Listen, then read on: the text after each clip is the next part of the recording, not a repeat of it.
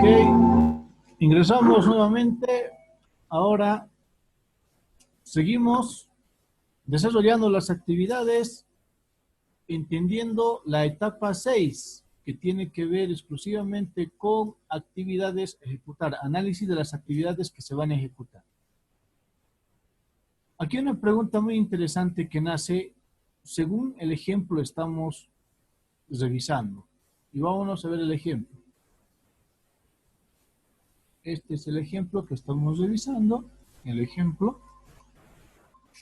Y uno, cuando ve el paso 5 que dice, acá vamos a resaltar esto, ¿no? El paso 5 que dice, replanteos en escuadra. Y ve el otro que dice, mediciones, ¿sí? Uno podría entender y dice, es una pérdida de tiempo. ¿Por qué es una pérdida de tiempo? Porque ¿quién va a mandar, al final, quién va a decidir qué tipo de recursos o cuántos recursos es en el plano, es el planteo? Es decir, las decisiones se toman en el paso 6. En el paso 6, ahí se toman las decisiones. Eso es lo que sucede. Tomamos en el paso de decisiones. Entonces, ¿para qué me sirve el paso 5? No tiene sentido este replanteo en escuadra. Ojo, eso es falso. No se dejen llevar por las apariencias. Acá lo ponemos en rojito. Cuando uno está haciendo el trabajo en el plano, en el paso 5, piensa, ¿no? O sea, tiene la mente un poco más centrada, se centra en las mediciones, pero las mediciones ideales, ¿no? Estamos centrados en las mediciones ideales. Y por esa misma visión yo puedo considerar algunos recursos que me serían difíciles de poder identificar si solamente me voy al replanteo en el plano. Esa es la ganancia de esta medición. Cuando yo trabajo realizando las mediciones primero en el plano, en gabinete, voy revisando todo el trazado de planos, según lo que me han presentado para yo desarrollar el proyecto, ya voy pensando en algunos recursos que necesito, y estos recursos, si yo me voy directamente al paso 6, a este paso, me voy directamente al paso 6, puede que estos recursos que yo podía haber visualizado en el paso 5, no los voy a tomar en cuenta. Recuerden que el planificar está enfocado en encontrar el detalle para eliminar las desviaciones, ¿no? Tratar de minimizar las desviaciones. Entonces, esto suele suceder con mucha frecuencia. Muchos en el paso 6 no le plantean, se van directamente, agarran el plano sin hacer ningún tipo de medición ni corrección, se van al terreno, aquí toman las mediciones, replantean, pero al hacer esta actividad de forma muy apurada, ¿no? De forma muy precoz, van obviando algunos recursos que podrían haberse contemplado en esta medición. Ojo, parecerá lo mismo, pero no es lo mismo. Son actividades muy diferentes. Este es en gabinete, este es en terreno. En gabinete puedo yo contemplar algunos recursos que se me van a ir, me voy a olvidar por la actividad, por estar en el terreno, bajo el sol, tierra, lluvia, etcétera, se me va a ir. Entonces, estos recursos es importante determinarlos en gabinete, eso lo hago en el paso 5, y los voy a verificar o reformular en el paso 6. ¿Sí? Esa es la diferencia entre ambos pasos, a tomar muy en cuenta. Bien, entonces, vámonos ahora una vez más a nuestra presentación. Ya habíamos entendido a qué se refieren mediciones, ¿no? Hemos considerado que estas mediciones se hacen en terreno, y verifican las necesidades de recursos. ¿Sí? ¿Qué tipo de recursos? Mano de obra, materiales, maquinaria. ¿Sí? A eso nos referimos. Mano de obra, materiales, maquinaria.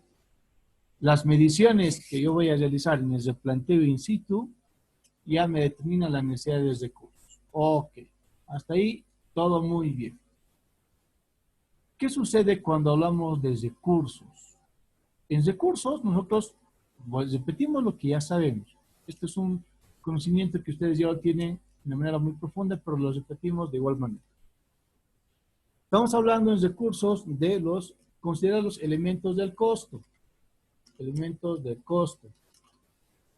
Y estos son, dijimos, mano de obra, materiales, maquinaria, ¿sí? Y tal vez algún tipo de edificación. Mano de obra, materiales, maquinaria y algún tipo de edificación. Estos recursos ya los tengo que ir considerando. ¿Estos recursos en algún paso anteriormente ya los hemos visto? Sí, los hemos ido visualizando desde el paso 1. ¿Sí? En la pregunta ¿qué, cómo, cuándo, para qué? En para qué yo ya iba haciendo un punteo de forma rápida, iba punteando cuál era mi necesidad de mano de obra, más o menos qué tipo de materiales, si iba a emplear maquinaria. Y aquí estaban los verbos de acción, ¿recuerdan por dónde? ¿Sí? Ahí tiene que ver mucho la posición geográfica, los verbos de acción. Entonces, estos recursos que yo he ido arrastrando desde el paso 1, en este paso, en el paso 6, que es el análisis de las actividades a ejecutar, ya las voy a sellar, las voy a ratificar, las voy a reconsiderar.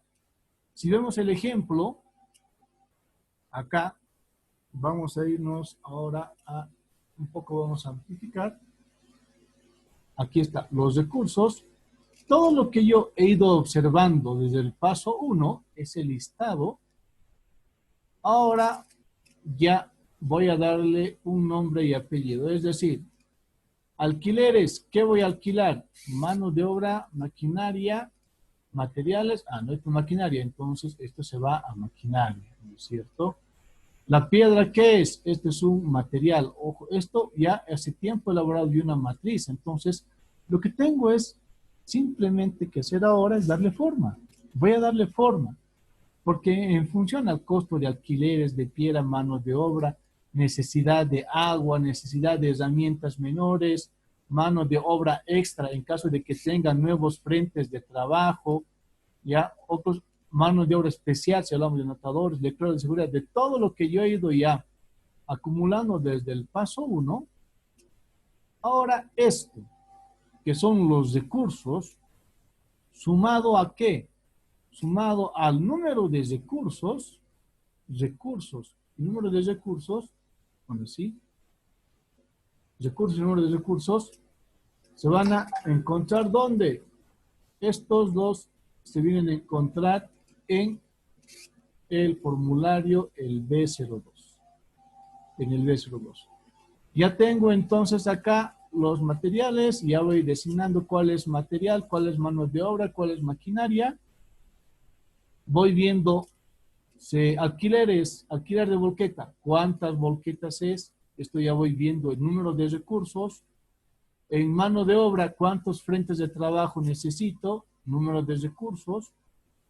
La suma de estos dos, del encontrar todos los recursos que yo requiero para realizar la actividad y el cuantificar los recursos, me va a ayudar a elaborar el B02, el B02. ¿Sí? Ojo, esta planilla yo ya la estaba realizando, estaba empezando a realizarla en el paso 5. ¿Con qué? Con las mediciones de los planos. Aquí vamos a poner en el paso 5 o en la etapa 5, en la etapa o paso 5, teníamos un B02, pero este era un borrador, ¿no ve? Borrador. Es lo que teníamos. Un B02, un borrador. ¿Por qué decíamos borrador? Porque las mediciones, o todos los recursos, ¿no? Estaban según la necesidad de las mediciones del plano. Ah, ya.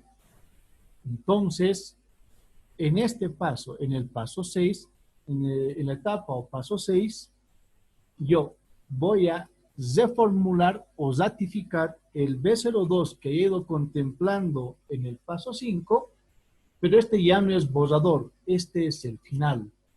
¿Por qué? Porque toda la necesidad de recursos, se han elaborado en base a las mediciones en el lugar, es decir, las mediciones reales, las reales. ¿Sí? Este es un dato muy, muy interesante, muy importante. Ahora, algo que hay que considerar acá, que vamos a considerar. Bueno, ahorita vamos a ver el tema de rendimientos, pero hablaremos ahora del B02. Es importante que yo vaya obteniendo o desarrollando alternativas. ¿Qué significa? Que tengo que tener una planilla base, pero como el objetivo mío es el de tratar de llegar al precio propuesto, es decir, el proyectista tiene un precio ya en la obra y cada actividad tiene un precio, lo que yo tengo que procurar hacer es alcanzar ese precio. Entonces, para alcanzar ese precio, tengo que ir tanteando las cantidades, los precios unitarios, los rendimientos, etcétera, ¿no? Bueno, las unidades son únicas, las cantidades y rendimientos son donde yo voy jugando. Esto me va dando diferentes costos acá hasta obtener el costo total. De ahí el costo total multiplicado por el volumen total me va a dar el costo final de toda la actividad. Por eso no conviene hacer una, sino me conviene tener una, dos o tal vez más alternativas. ¿Esto para qué? Para ir tanteando según posibles variaciones. ¿Sí? En el caso, en el ejemplo que nosotros estamos manejando, ¿cuáles podrían ser las posibles variaciones? Una variación podría ser que yo alquile el mixer para la actividad. Para la actividad, a ver un poquito aquí vamos a revisar qué actividad estamos haciendo. Era esta actividad, recuerden, aquí con el dibujito, era esta actividad, ¿no? La de llevar el mixer y a la vez ir botando piedras para hacer el hormigón ciclopio, ¿sí? Para esa actividad, yo estoy planteándome aquí a dos posibles escenarios. Entonces, una podría ser, una opción es alquilar el mixer y la opción 2, ¿qué sería la opción 2? La opción 2 vendría a ser que yo elabore el hormigón, es decir, que yo no alquile el mixer. ¿Para qué me sirve esto? Esto me sirve para que yo tenga más amplia variación en precios.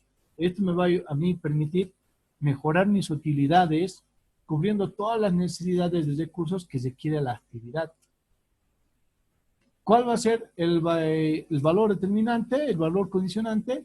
El tiempo y el costo, en ambos casos.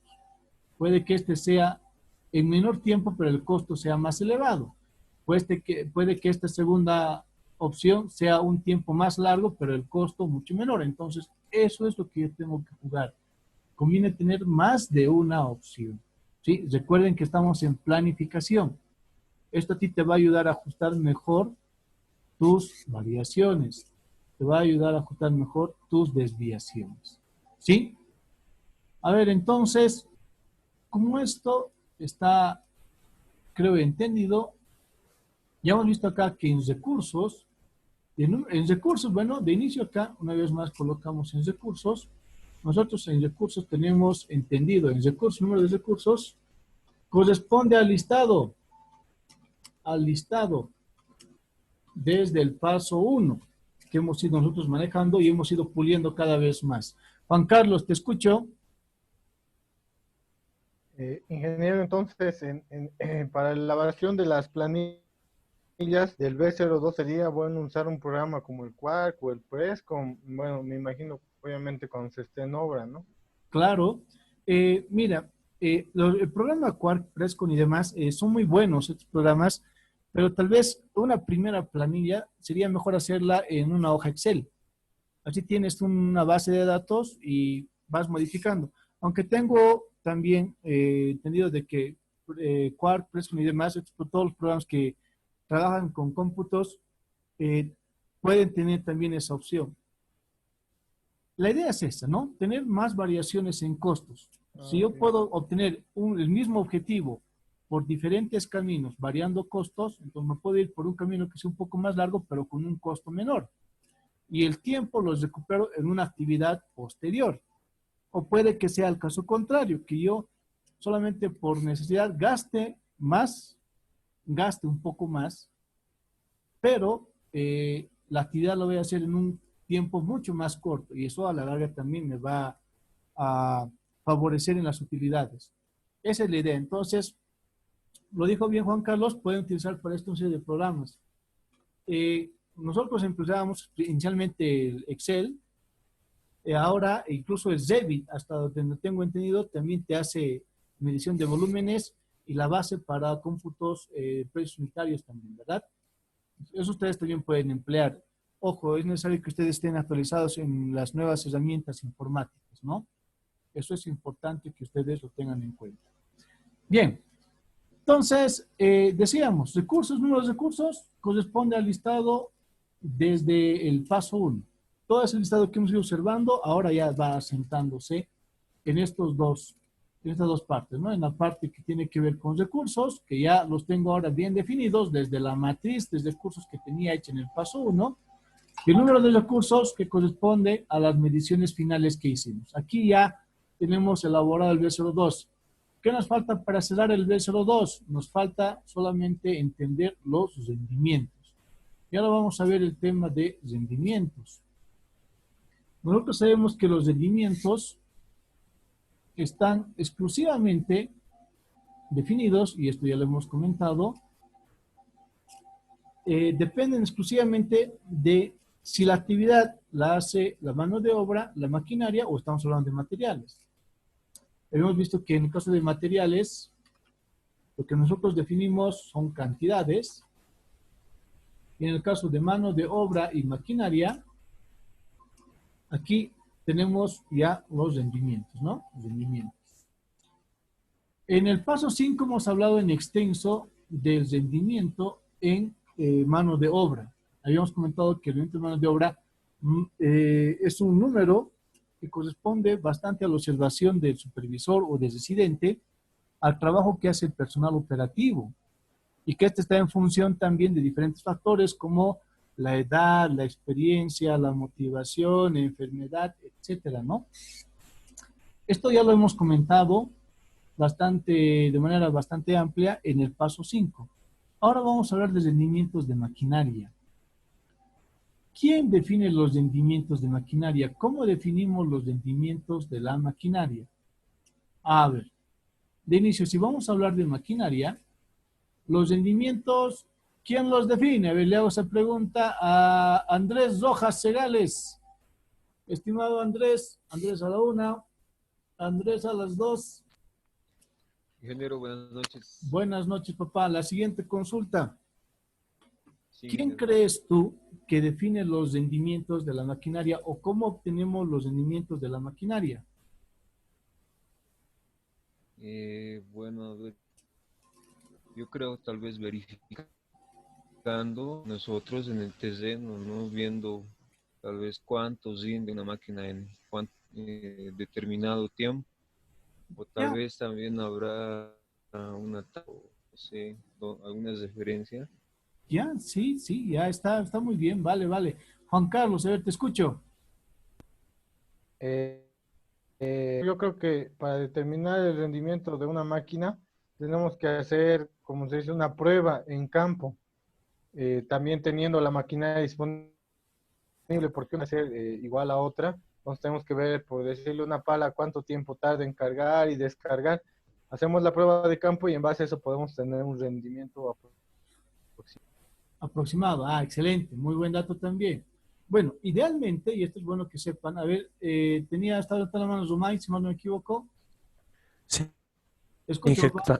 yo creo que, bueno, para ver el rendimiento de una maquinaria, tendríamos que observar primero que nada la potencia de la maquinaria, Ya, luego la habilidad del operador y efectivamente, como dicen mis compañeros, también la observancia en el momento, ¿no?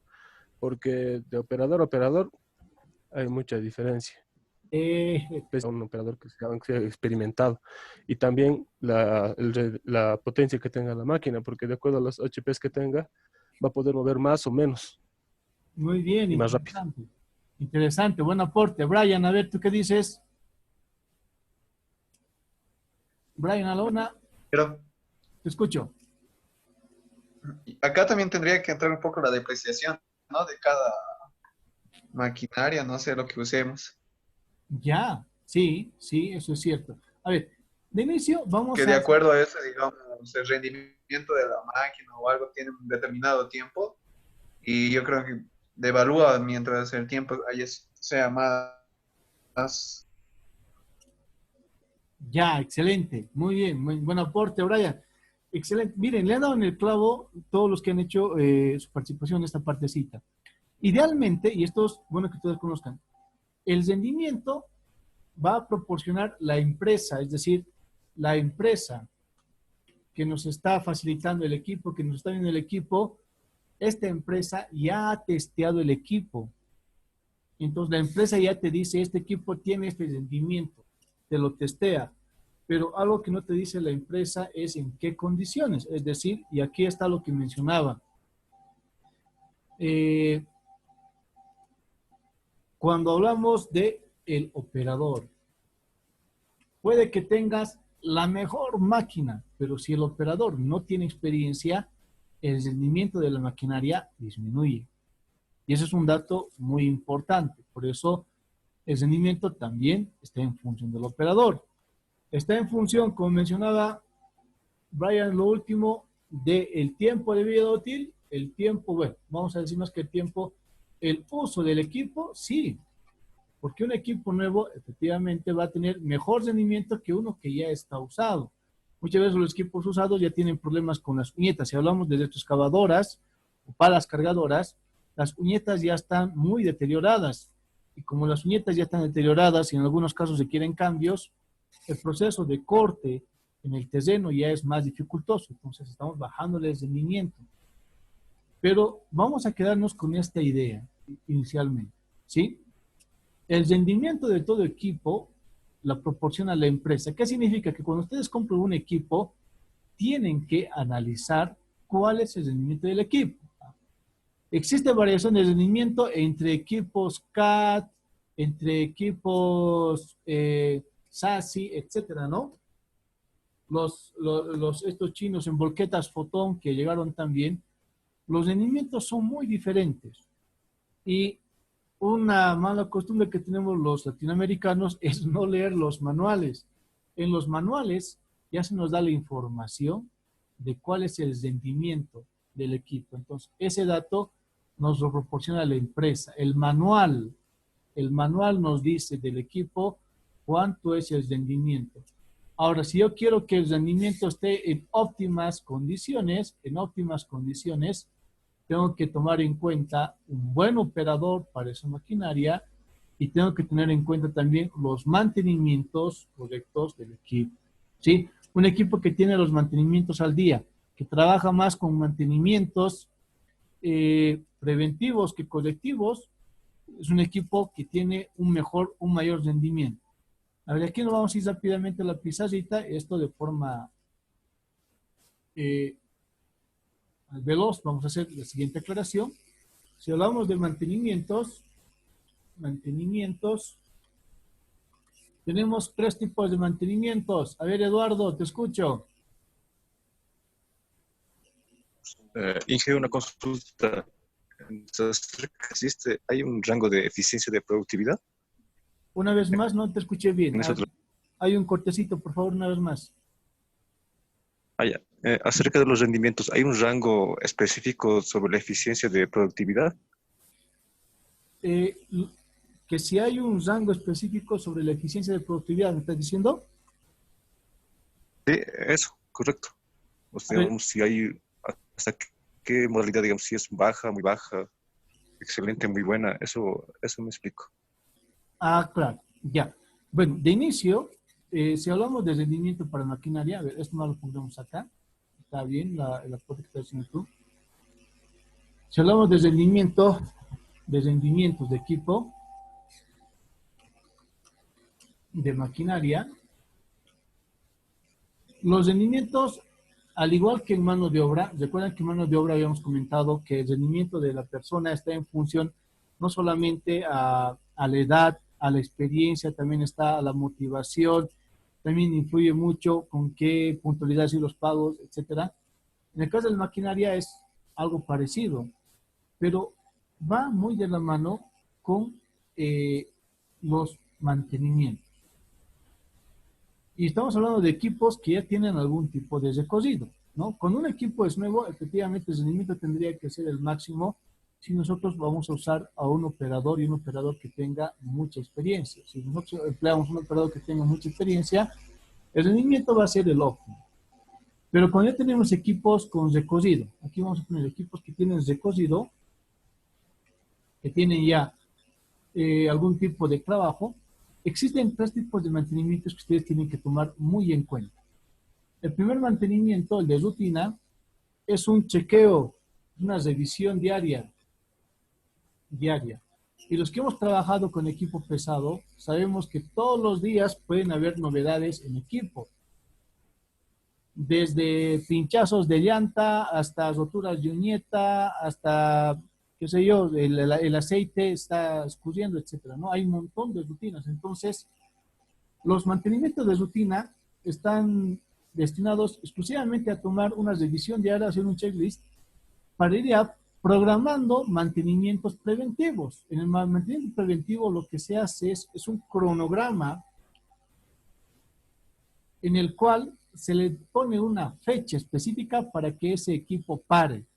Es decir, yo estoy poniendo una fecha en la cual estoy yo visualizando que esa máquina no va a trabajar y ese día por el lapso de 1 o 2 días, mejor si es un día, en el caso más óptimo, aunque eso no siempre se cumple, va a tener el mantenimiento, cambio de aceite, revisión de motor, de frenos, etcétera, para dejar a punto y nuevamente puede empezar con actividades. Este es el mantenimiento, este mantenimiento preventivo se hace bajo un cronograma. Efectivamente, el objetivo de este mantenimiento es el de evitar fallas. ¿Qué fallas? Las fallas que yo ya he ido chequeando en los mantenimientos de rutina, ¿no? ¿Qué mantenimiento es el que jamás se debería alcanzar el correctivo? Este es el no deseado. ¿Por qué no deseado? Porque es la falla del equipo en plena operación. Si yo tomo en cuenta los mantenimientos de rutina, el preventivo, jamás voy a llegar a un correctivo. Un mantenimiento correctivo es el caso más crítico. Y en planificación, un mantenimiento correctivo me cuesta dinero. Me conviene a mí trabajar con mantenimientos de rutina y preventivos, no con correctivos. Y les voy a mencionar un caso. El caso de una empresa en la cual también tuve la suerte de trabajar, que es Sincerpaz. Nosotros teníamos ahí mucha merma en ladrillos propios de la producción, ¿no? Lo que sucedía es que este ladrillo salía en mal estado y teníamos montañas de ladrillos que estaban mal. En uno de esos momentos, el gerente en una rabia dice, bueno, tanta ladrillo, tanta merma, esto tiene que desaparecer, lo vamos a hacer polvo. Y a él se le ocurrió hacer polvo pasando encima de los ladrillos la pala cargadora. Error fatal. En uno de esos intentos, la pala, una de las llantas recibió un corte, pero no era un pinchazo, era un corte.